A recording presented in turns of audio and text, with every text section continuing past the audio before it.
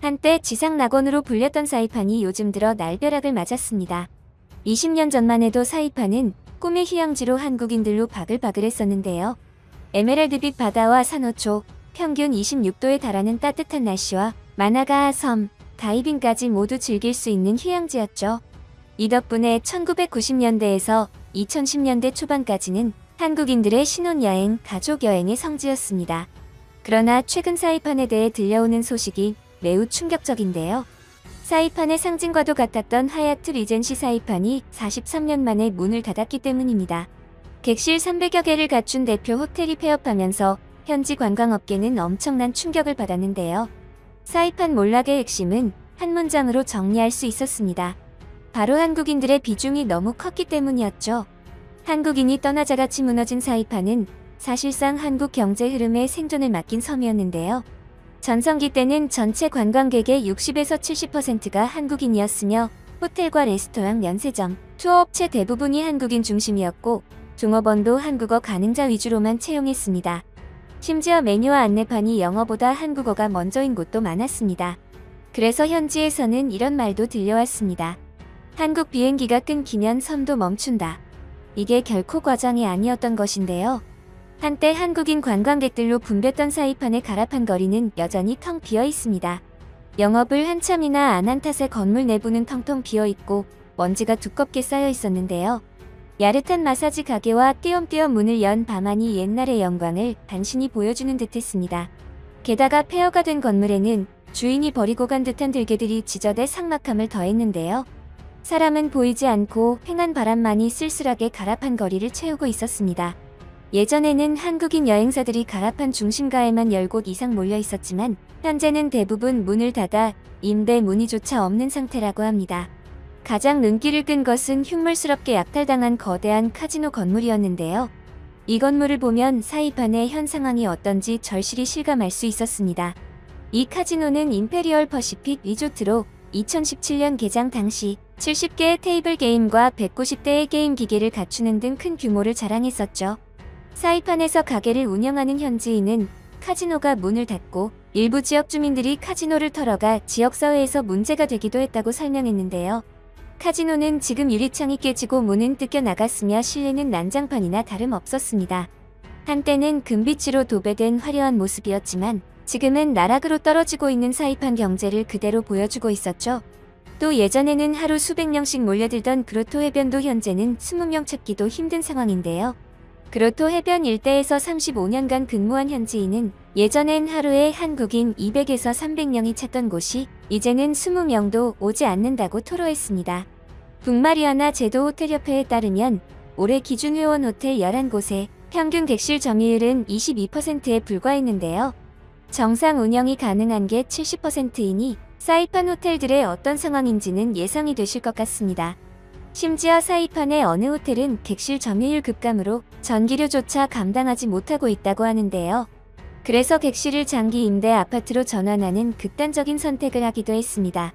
이처럼 관광객 감소가 호텔업계 전반의 생존을 위협하고 있는 상황인데요. 27년간 한 호텔에서 근무했다는 직원은 폐업 이후 가족과 함께 미국 본토로 떠나게 됐습니다. 그는 눈물을 흘리며 현지 언론 인터뷰를 통해 관광산업이 급격히 위축되면서 사이판에 남은 사람들 대부분 섬을 떠났다. 한국인 관광객들이 줄면서 호텔부터 상가, 해양 레저업까지 연쇄적으로 흔들리고 있다고 말했습니다. 사이판이 한국인 관광객을 놓치게 된 근본적인 계기는 바로 안전이었는데요. 몇 년 전 사이판에서는 초대형 태풍으로 1000여 명의 한국인이 고립되는 사태가 발생했습니다. 시간당 최대 풍속 290km의 강풍이 몰아치면서 사이판 공항은 건물 일부가 파손되고 지붕이 흔적도 없이 날아갈 정도로 강력한 위력의 태풍이었죠. 당시 워싱턴 포스트는 사이판을 강타한 태풍이 1935년 노동절 허리케인 이후 가장 강력한 폭풍이라고 전했습니다.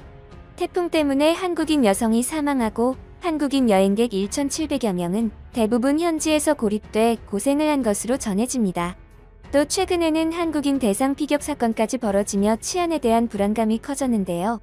사이판에는 상주 영사관조차 없어 비상상황 시 대처가 어렵다는 점도 여행을 망설이게 했습니다. 사이판처럼 한국인 관광객에게 의존했다가 한 번에 몰락한 나라들은 꽤 많은데요. 그 대표적인 예가 바로 필리핀 앙헬레스입니다. 앙헬레스의 붕괴는 치안 악화와 경제 침체, 한국인 관광객 부재 등 복합적 요인이 누적된 결과로 볼 수 있는데요. 2000에서 2015년대만 해도 앙헬레스는 한국인 골프 여행과 어학 연수 중심으로 흥하던 지역이었습니다. 간판과 메뉴, 부동산 광고까지 전부 한국어로 도배가 되어 있어서 한국인 없는 날이 없는 도시로 불릴 정도였죠. 그런데 어느샌가부터 한국 내 골프 관광 인식이 악화되고 어학연수 수가 감소한 데 이어 코로나 직격탄을 맞으면서 한순간에 몰락하고 말았는데요. 특히 필리핀에서 일어나는 한국인 대상 강력범죄가 한국인들을 짐싸게 만들고 있습니다. 현재 앙헬레스는 거리 대부분이 가게가 대규모 폐업을 했고 특히 한국인을 대상으로 한 업소들이 60% 이상 정리된 상태인데요. 현지에서도 한국인이 떠난 뒤 도시가 늙었다는 평가를 내리고 있죠. 태국 파타야도 마찬가지입니다. 2000년대에서 2010년대 초반까지 파타야는 한국인에게 비행시간도 짧고 물가 싸고 골프, 마사지, 유흥가 되는 한국어까지 다 통하는 어른들의 휴양지였는데요. 그런데 문제는 이 장점들이 시간이 지나면서 전부 단점으로 뒤집혔다는 겁니다. 파타야의 가장 치명적인 포인트는 워킹 스트리트, 밤문화, 남성 중심 관광으로 꼽을 수 있는데 이게 한때는 수요였지만 지금의 한국 사회에선 파타야 갔다 왔다는 말 자체가 설명해야 하는 여행이 돼버린 것이죠. 그래서 태국 정부는 아주 중요한 결정을 하기에 이르렀습니다. 바로 파타야의 색깔을 지우기 시작한 것인데요. 태국 정부는 파타야를 저급 유흥 도시에서 가족 단위 고급 휴양지로 바꾸려 했습니다. 이를 위해 유흥 단속을 강화하고 워킹 스트리트를 축소했으며 마사지, 바를 규제했죠. 야간 영업 제한까지 한 결과 기존주 고객층이 이탈하기 시작했고 새 이미지에 맞는 고급 관광객 유입에 대실패하게 됐는데요. 게다가 파타야의 바가지도 한국인 이탈에 한몫했습니다. 한식당이 넘쳐나는 데다 한국인에게만 바가지를 씌웠고 한국식 영업 관행을 그대로 이식했죠. 그러다 보니 한국인한테만 비싸다는 인식이 확산됐는데요. 이렇다 보니 한국인들은 해외까지 가서 한국식 스트레스 받는다고 생각했으며 이 시점부터 파타야는 편한 해외가 아닌 불편한 해외 한국이 돼버린 것입니다. 즉 파타야는 망한 게 아니라 한국 사회의 변화에서 탈락한 여행지라고 볼 수 있는데요. 전 세계 통틀어 한국인 관광객을 원하는 나라는 무수히 많습니다. 많은 나라들이 한국인을 원하는 이유는 아주 명확한 편이죠. 1인당 소비가 높은 데다 SNS와 유튜브 파급력이 매우 큰 장점이 있습니다.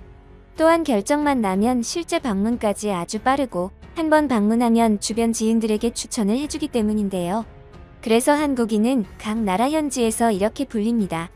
한 지역을 살리는 VIP라고 말이죠. 게다가 가장 큰 이유는 바로 한국인이 매너를 가진 관광객이기 때문인데요. 한국인들은 어디에서든 일단 줄을 서면 끼어들지 않고 큰 소리로 항의하지 않습니다. 웬만하면 참고 넘어가는 데다 서로 알아서 처리하죠.